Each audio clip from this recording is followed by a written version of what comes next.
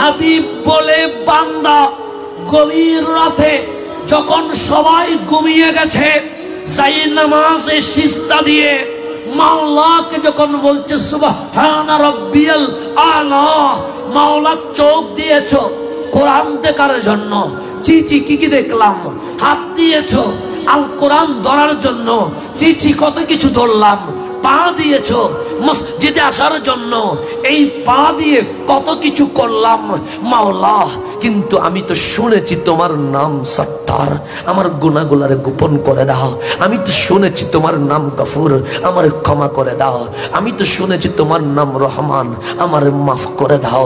আল্লাহর হাবিব বলে, ওই দিকে তুই চোখের পানি ছেড়ে দিয়েছিস, ওই দিকে মাওলা তোর হাজারো মামলাগুলো মুছতে মুছতে মুছতে মাওলা তোরে মাসুম করে ফেলেছে। এখন জিজ্ঞেস করতেছি কিছু লাগবে? কে বলছে? কিছু লাগবে? মান্দা বললো লাগবে, মাওলা দিয়ে দেব। আর কিছু লাগবে? মান্দা বলছি সমস্যা এটা আছে, মাওলা বলে সমাধান করবো। মাওলা বলছে শুধু চাইতে থাকবি, মাওলা তোকে শুধু দিতেই থাকবে।